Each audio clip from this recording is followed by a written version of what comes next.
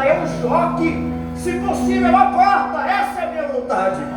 Mas agora não é pela minha vontade, porque pela vontade dele ele não estaria suando sangue, ele não seria traído.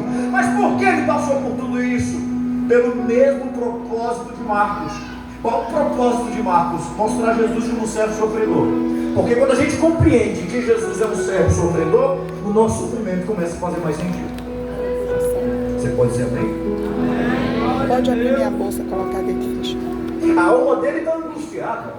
E aqui nós temos duas notas que eu queria trazer para vocês. Primeira nota, eu quero falar sobre Pedro. Pedro olha para Jesus e fala: porque eu daria minha vida. Agora, irmão, quem é de Bíblia? Pega isso aqui. Pedro olha para Jesus e fala: porque eu daria minha vida. Só que Jesus olha para Pedro e fala: você vai me negar. Há uma lição aqui. E qual é a lição? Primeira, Pedro, não é você que vai dar sua vida por mim, porque não sou eu que estou em perigo. Mas é ele que está sendo perseguido até a morte. Sim, é ele que vai para a cruz. É, para se livrar do perigo. Jesus não está em perigo. Ele já veio sabendo que ele passaria. Quando Pedro fala: porque eu daria a minha vida, Pedro está dizendo: eu vou morrer por ti. Jesus fala: não sou eu que vou morrer por ti. Então por isso que Pedro não tem a capacidade de dar a vida dele por Jesus. Só dá a vida por Jesus quem Jesus deu a vida por ele primeiro. É impossível que um homem dê a sua vida por Jesus, ou um jovem, ou uma mulher dê a sua vida por Jesus, se ele não compreender que Jesus deu a vida por ele primeiro. E agora eu vou falar, sabe por que tem muita gente esperando só receber, mas pouco se entrega para Jesus? Pouco entrega a sua vida para Jesus, porque ele vem para cá achando que Jesus deve algo a ele. Quando eu entendo que Jesus não me deve nada, mas a dívida que eu tinha ele pagou por mim, me sacrificar com ele não é um problema. Ele já deu a vida dele por mim. Aleluia!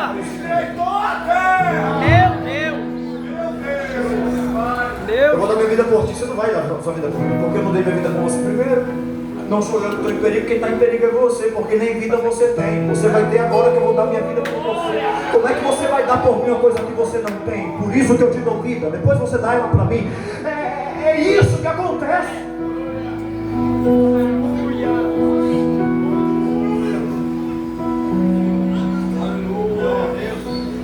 Quem é ingrato, quem não compreende a vida que recebeu na cruz do Calvário pelo Senhor Jesus Cristo, ele nunca vai se entregar para Jesus. Ele vai frequentar o culto para cumprir o ritual só para receber, só para receber, só para receber. E depois que ele receber, sabe o que vai acontecer? Ele vai embora. Quando faltar, ele volta para receber de novo. É isso mesmo. É o crente Netflix, né? Cheio de temporada. A vida dele é uma eterna série. Jesus reúne os seus discípulos, e quando ele reúne os seus discípulos, ele vai começar a pregar para eles. E a pregação não é uma pregação muito... o sermão não começa da maneira muito animadora. Quem entendeu até aqui, diga amém. Quem quer que eu acabe aqui, diga amém. Amém. O Senhor Jesus continua seu sermão, e quando ele continua seu sermão dentro desse ambiente de coração turbado, eu quero trazer a segunda nota introdutória. E nessa nota introdutória eu queria dizer para você a segunda coisa. A segunda coisa é que o Senhor Jesus nos mostra o grande desafio do Evangelho. E aqui nós já entramos no capítulo 14. No capítulo 14, Jesus começa a pregação dizendo: não se turbe o vosso coração. Queria dizer, Deus, que ele também em mim, ele começa dando uma palavra, e essa palavra é uma palavra baseada em uma ordem. A ordem é: não se turbe o vosso coração. Ele não está falando de possibilidade, ele não está dizendo se possível não se turbe o vosso coração. O que o Senhor Jesus está mostrando para eles aqui é uma ordem. O que Jesus está dando para eles é uma ordem: não se turbe o vosso coração. E o detalhe aqui é que eu falei para você que desde o capítulo 13, Jesus está de coração angustiado e turbado. Só que a palavra que ele está dando para os seus discípulos é: não se turbe o vosso coração. Mas Jesus está de coração turbado. Preciso que você entenda que Jesus está em uma situação pela qual ele precisaria de uma palavra, mas ele é a própria palavra, ele é o próprio verbo. E por ele ser a própria palavra, e por ele ser o próprio verbo, por ele ter domínio da situação, porque essa é a questão. Ele está de coração turbado, mas ele não perdeu o domínio da situação. Ele está de coração angustiado, mas ele está tudo sob controle do Pai. Meu irmão, não foi Roma que matou Jesus, não foi os judeus que mataram Jesus, não foi pela troca de barra. Ali tudo aquilo fez parte de um propósito. A Bíblia diz em Isaías que ao Pai agradou moê-lo, ao Pai. Foi o Pai que morreu. Ele se entregou, porque se Roma matasse Jesus, Roma era mais forte que Jesus. Se os judeus tivessem e mataram Jesus, os judeus eram mais fortes que Jesus. Se fosse chicotado, se fosse não, tudo aquilo ali foi o meio. Ele se entregou, quem morreu foi o Pai. Ali era a mão do Pai. O Pai foi quem estava fazendo tudo aquilo, porque ele não é fraco, ele não é menor que Roma, ele não é menor que Herodes, ele não é menor que ninguém. E isso se aplica até hoje. Ele é maior do que tudo, que todos. E até a opressão que há no mundo por parte de homens que têm poder, você tem que entender que foi o próprio Deus que deu esse poder para esses homens. E o que a igreja passa? O que a igreja passa nada mais é do que o controle do Senhor, seja para corrigir ou seja para abençoar. Nós não estamos sob o controle do Senhor. E eu vou falar isso aqui, você tem que deixar de lado essa coisa de ter medo do que acontece no Brasil e no mundo. É isso Nós mesmo. não estamos debaixo do poder de Glória a Nós não Deus. estamos debaixo do poder de nós não estamos debaixo do poder Glória a Deus. mas o mercado está aí. Eu vi Jesus. Eu vi Jesus se entregar à morte. Eu vi Jesus padecer na mão de homens maus. Mas eu vi ele ser ressuscitado e prometer para mim que um dia ele estaria com ele. É sobre esse poder. Glória a Deus. Aleluia. Mas a recessão econômica está aí com previsibilidade de mercado. Mas eu tenho aqui a palavra de Deus que diz o salmista: nunca vi um justo desamparado, nem a sua descendência. Estamos debaixo do poder de Jesus. Eu não sei se isso te alegra. Para mim é uma alegria muito grande. Nós estamos debaixo do poder de Jesus. A igreja não marcha por legislação. A igreja não marcha por deputado. A igreja não marcha por senador. E olha que eu faço parte do âmbito político. Eu trabalho na política e eu digo lá direto. Eu falo, estou aqui enquanto Deus permitir estar, mas eu não dependo de política. Eu não dependo disso. Eu dependo de Jesus. E pela porta que ele abrir eu entro. Na porta que ele fechar eu saio. Eu estou debaixo do poder.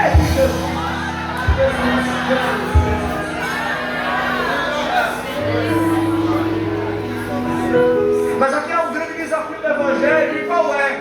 É você ter a capacidade de oferecer quando você precisa.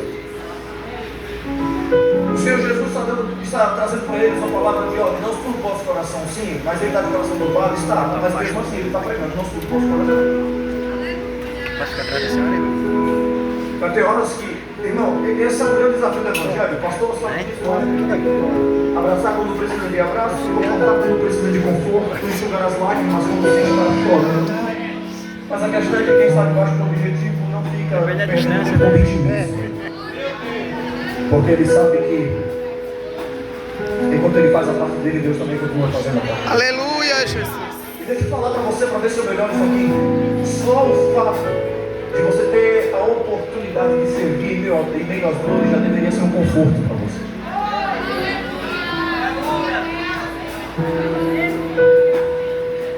Porque só quem tem o sentimento de Cristo tem a capacidade de abraçar quando precisa dele.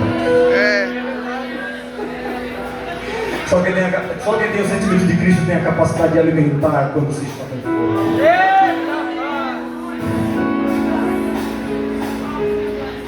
Só quem tem o sentimento de Cristo é capaz de enxugar as lágrimas quando se está chorando. Só faz isso quem sabe que o sofrimento tem tempo e tem validade.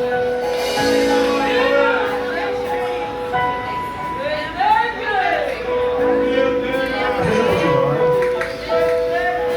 Há uma graça de Deus tão grande.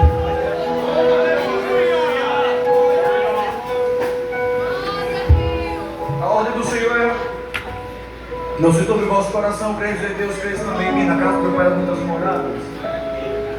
Não vou ficar muito tempo aqui, mas nós estamos diante de uma palavra, uma direção do Senhor que traz esses discípulos para uma visão de confiança. Olha, vocês estão de coração turbado, Jesus sabe disso. Vocês estão de coração angustiado, Jesus sabe disso. Então isso significa que a palavra que ele libera aqui, sendo que alguns capítulos atrás ele chorou diante da situação de angústia de um amigo, não seria uma palavra de quem é insensível quanto à dificuldade que os seus discípulos estão enfrentando. Esse não se turbe o vosso coração não é uma condenação pelo sentimento de tristeza ou de angústia que os seus discípulos estão sentindo. Quando o Senhor Jesus fala para eles não turbar o coração, você direto. A lição que ele está trazendo para os seus discípulos aqui é: vocês podem até sentir medo, vocês podem até sentir dor, vocês podem até sentir angústia, mas não deixe que essas coisas perturbem a fé de vocês. Ele não está trazendo uma anulação do sentimento. Olha, vocês não podem sofrer. Porque tem alguém que fala para crente que crente não pode sofrer. Não, crente sofre. Olha aí! Fala! A coisa mais mentirosa que eu estou ouvindo ecoar nas redes sociais ultimamente é que não tem nada quebrado, nada fora do lugar. Então me explica porque no capítulo 5 de Lucas eles estavam consertando a rede. Se não tem nada voltando, me explica por que o rio acabou depois que Jesus chegou. Se nada falta, me explica por que o salmista, quando canta e ora o Salmo 23, ele fala: o Senhor é meu pastor e ele não me falta. Pode faltar tudo, mas se ele estiver comigo, está tudo certo. O que você precisa entender é que a suficiência da sua vida não está se tem alguma coisa quebrada ou não, faltando ou não. É se Jesus está nela. Se ele está nela, a sua vida está segura. Nós temos que voltar nossa visão para o Senhor Jesus Cristo. Porque Jesus é suficiente. No dia que Jesus não for suficiente, então você pode entregar sua credencial, você pode fechar sua Bíblia e você pode voltar para o discipulado. Porque Jesus ser suficiente na sua vida é o maior sinal que você compreendeu o que é o Evangelho. Por isso que diz o apóstolo Paulo: eu sei passar por todas as coisas. Resumindo, posso todas as coisas naquele que me fortalece. Acabou. O que ele está dizendo aqui não é sobre poder fazer tudo ou sobre ser livre de todo problema. Ele está falando: eu tenho a capacidade de passar pelas piores coisas. Disse Paulo, que passou por açoite. Disse Paulo, que o barco quebrou enquanto ele viajava para pregar. Disse Paulo, que foi picado por uma serpente. O que nós temos que entender é que processos trágicos não terminam em tragédia quando nós estamos com o Senhor. Aí você pode dizer: mas pregador, você está sendo mentiroso, leviano na sua palavra, porque eu já vi pessoas, mesmo professando fé, terminarem em tragédia. E é? Terminar em tragédia? O que é tragédia para você? Porque tragédia para mim é você terminar a sua vida aqui com o inferno.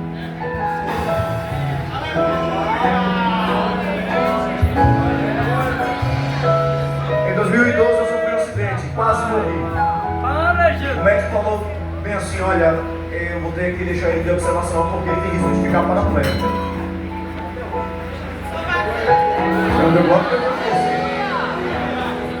Aí você pode perguntar: mas se você morresse, seria uma tragédia? Seria em partes.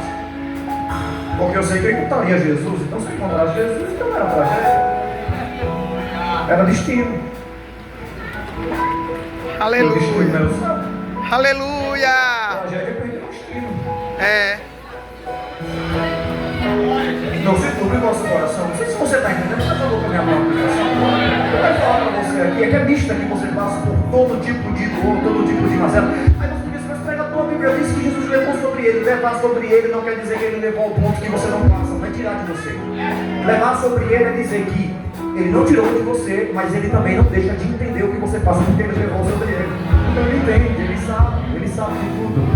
Ele sabe até onde você aguenta, ele sabe até onde você vai. Mas se for além da minha força, como diz lá em segunda carta de Paulo aos Coríntios, capítulo 1. Agora eu vou ter que explicar uma coisa para vocês aqui.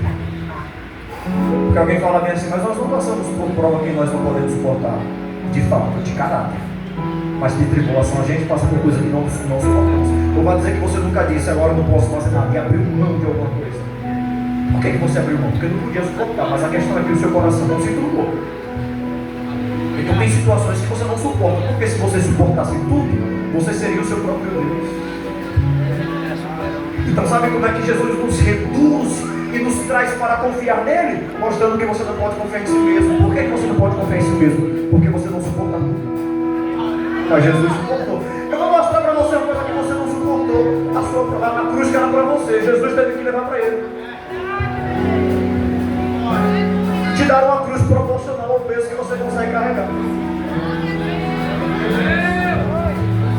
Nem toda luta você consegue se livrar, nem toda luta você consegue resolver. É por isso que a palavra de Deus para você hoje é essa: não se turbe o vosso coração. Porque, aí eu vou continuar: crede em Deus, crede também em mim. Na casa do meu pai há muitas moradas, como dizia, eu não teria dito, portanto vou preparar um lugar para que eu estiver e chegar mais ou menos. Eu vou resumir e terminar aqui.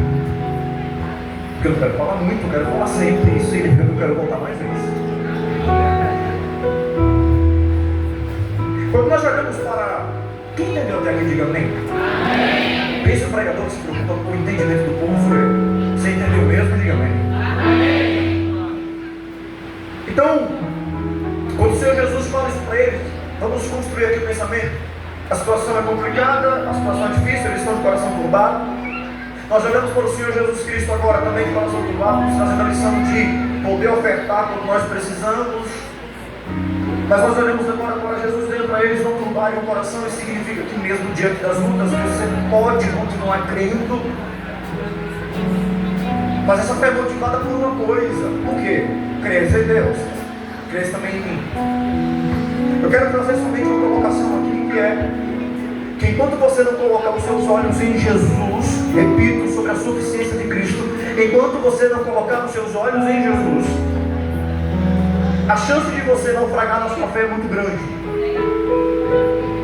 E você já vai entender por quê.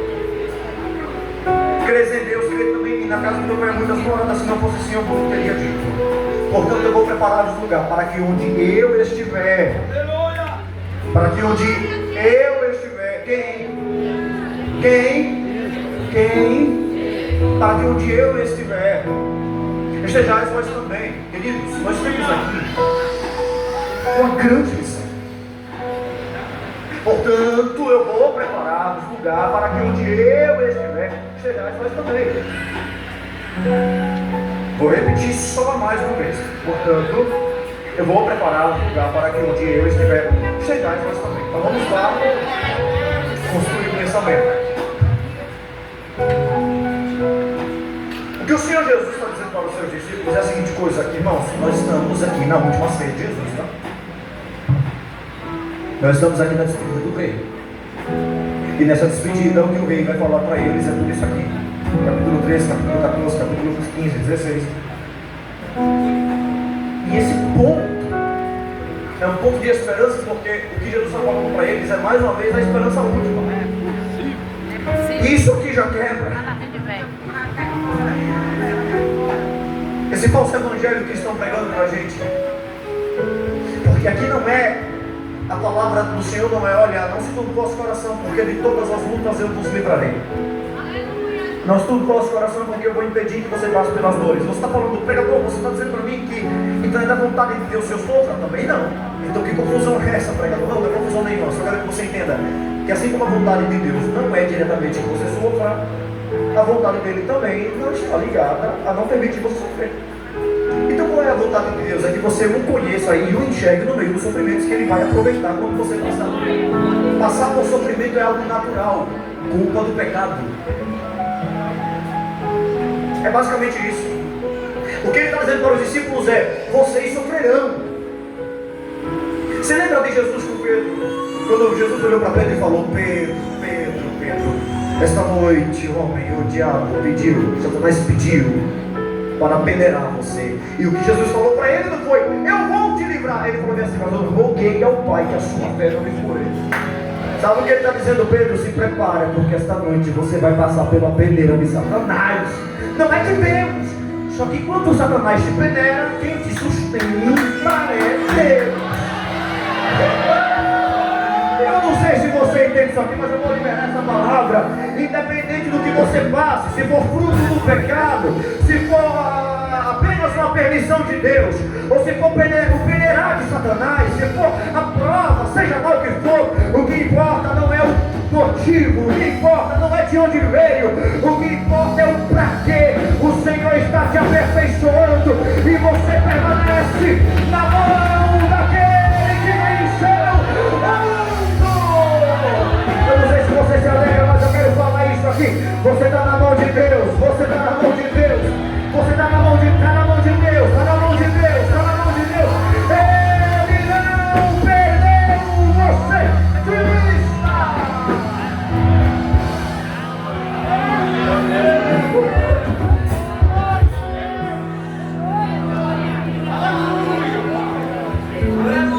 O que ele está dizendo para eles é: confiem em mim, creiam em mim.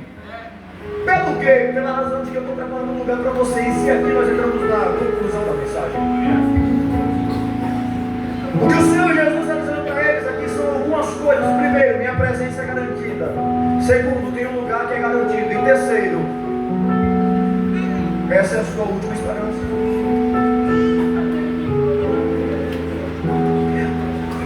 seria a graça de ser crente se não fosse a eternidade? Me responda. Qual seria a graça de ser crente se a eternidade fosse baseada nas coisas que tem aqui? Eu sinto muito decepcionar você, mas irmão, ouro é legal, né? Prata, jaspe, belezas naturais, mas esse não é o objetivo da eternidade. Eu quero ter uma mansão, irmão. Mansão. Você quer ter uma mansão? É por isso que você quer a eternidade? Não, também, né? Não, irmão, só tem um motivo pelo qual eu quero a eternidade. E se você for esperto, ligeiro, qual é o único motivo, cara? Se você quer a eternidade, é o fato de eu saber uma coisa que está escrita em João 14. Um dia eu estiver.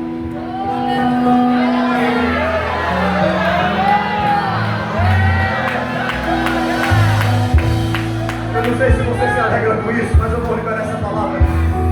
Então, sabe por que eu desejo tanto a eternidade? Porque quando eu chegar lá, a primeira pessoa que eu vou procurar é Jesus, e olhar para ele e falar: obrigado porque o Senhor não desistiu de mim. Obrigado porque se não fosse pela cruz eu não estaria aqui. Eu vou chegar lá e vou dizer obrigado porque eu esperei pelo dia que os meus olhos iriam te ver. Eu ouvi falar, eu li sobre o Senhor, historiadores, arqueólogos falaram sobre ti, mas hoje eu vejo e nada mais poderá nos separar. Não tem pecado, lá não vai ter corrupção, mas vamos ser revestidos de incorruptibilidade. Estaremos com Jesus, com Jesus. É isso que importa.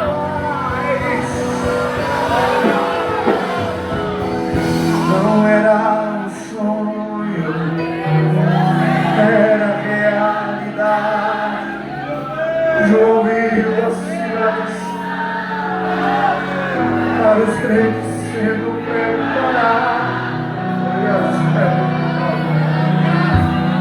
Quem tem ouvido ouça o que o Espírito diz às igrejas, e Jesus Cristo está voltando.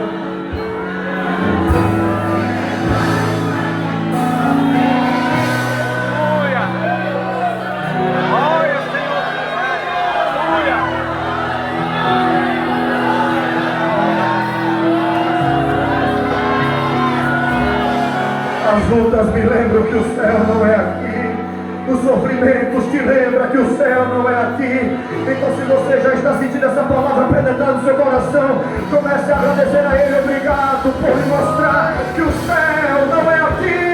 É por isso que eu sofro, é por isso que eu padeço. Agora isso aqui é para você dar uma bem forte. Olha para mim, levante a mão. Se prepare, porque quando Jesus voltar, sabe qual é a mensagem central? Sejam bem-vindos ao lugar aonde não tem choro. Sejam bem-vindos ao lugar aonde o sofrimento acabou.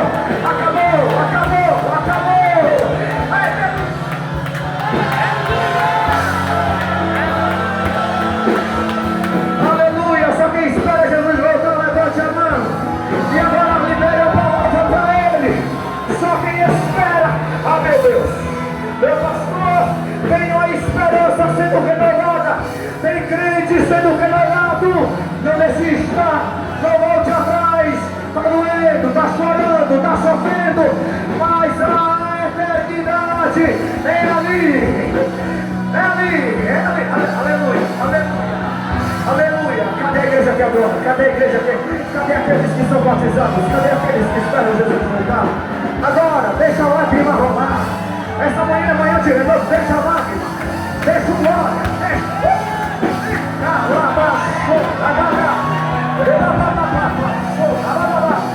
Ele que a sério, ele me cantou.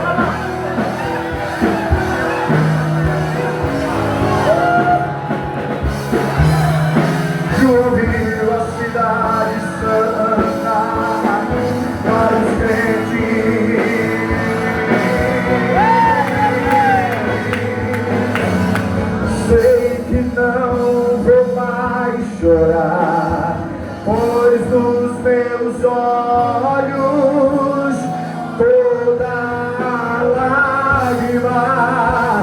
Deus enxugará. Sei que não vou mais chorar, vai! Sei que não vou mais chorar, depois dos meus olhos toda lágrima Deus enxugará.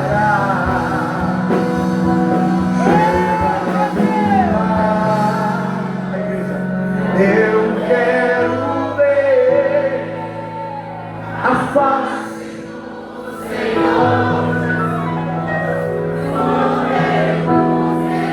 Vou receber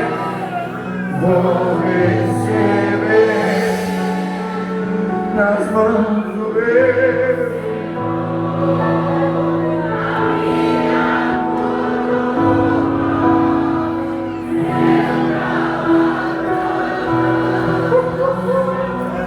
Irmãos, sabe qual é o motivo que a gente tem para confiar? Primeiro, é que o poder da nossa mensagem não está na morte de Jesus na cruz.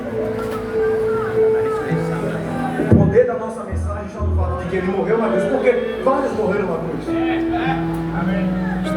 A morte de cruz é um tipo de penalidade humana, tanto que tinha dois ladrões ao lado do tio inocente. O poder da nossa mensagem é que de todos que morreram, ele foi o único que ressuscitou. Ele está vivo. E sabe por que eu tenho esperança? Porque quem me prometeu não foi um perdedor. Eu repito, se eu te fizesse a promessa, na minha primeira falha você iria dizer: não dá para confiar, porque galera fala. Porque eu sou um perdedor. Se não for em Cristo, eu sou um perdedor. Todos nós começamos perdendo. Por isso que não dá para confiar naquilo que eu digo. Você não pode ter esperança em mim. Mas quem disse? Não foi um perdedor. Quem disse foi aquele que já começou vencendo. Porque ele já veio com a palavra: esse esmagará a tua cabeça.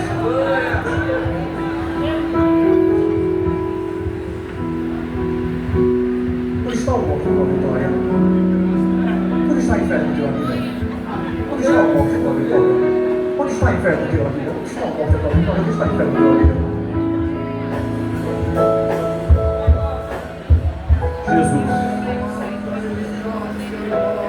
que o nome de Jesus. Ele tem um nome que é sobre todo nome, o nome de Jesus é sobre todo nome. É por isso que você tem que confiar. Como eu sinto ele.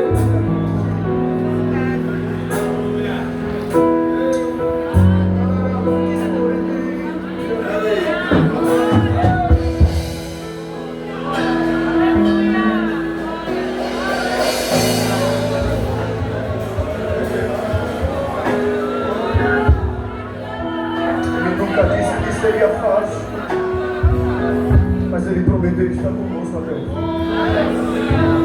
E sabe qual a diferença do sofrimento do ímpio para o sofrimento do cristão? É que a eternidade do ímpio vai ser em sofrimento, mas a do cristão não. A eternidade do cristão vai ser de alegria e gozo. Eu poderia passar a manhã toda falando de diversas coisas, né?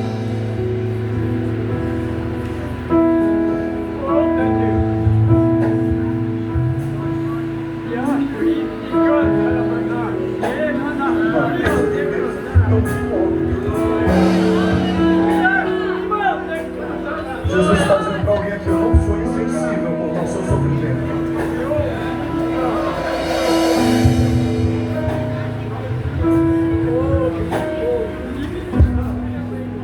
Eu não estou ignorando o que você faz, eu só quero que você entenda. Só quero que você entenda que você não pode ignorar o que eu já falei para você.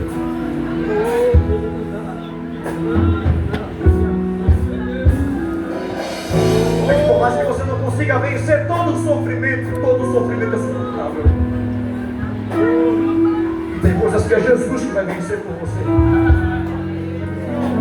Mas eu quero que você entenda que independente do que seja resultante nessa terra, olha para essa. Se tem o clamor de Jesus para a igreja essa manhã, como pequeno e simples pregador do Evangelho, quero falar para você volta os seus olhos para a eternidade. Aleluia. Volta os seus olhos para a eternidade. Volta os seus olhos para Jesus. Jesus está realinhando a visão de crente agora essa manhã. Ele está trazendo a paz. Eita, meu Deus, eu sinto ele aqui. Ele está alinhando, ele está alinhando, ele está alinhando.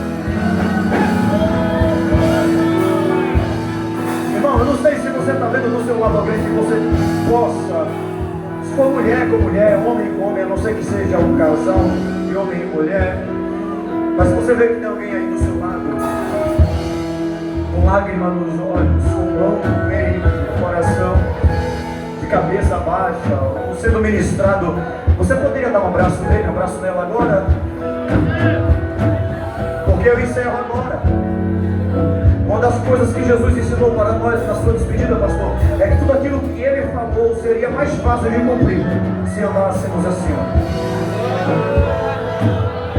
Por isso que ele diz tudo isso, fala sobre não tomar o coração, fala sobre sofrimentos, ele fala sobre tanta coisa, mas uma coisa que ele ora é: Pai, eu te peço que eles sejam assim como eu e tu somos um, porque aí vai ser mais fácil.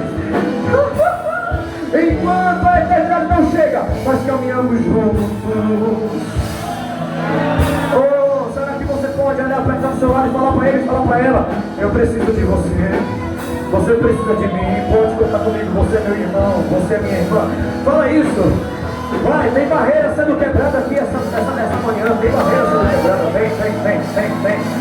A igreja nesses últimos dias, eu estou sentindo Deus aqui. Vem presbítero Imael, o que Deus fala essa manhã é: o avivamento vai começar pelo amor. Amem uns aos outros, assim como eu vos amei. Abraça alguém agora, ora por ele, ora por ela. Sejam cheios. Agora, a glória de Deus. Agora, recebe. Agora, isso. Seja curado, seja fortalecido, seja renovado. Em nome de Jesus, em nome de Jesus, em nome de Jesus. Receba força. Aleluia. Eu quero ver só o barulho da igreja, vai. Agora. Só a adoração da noiva,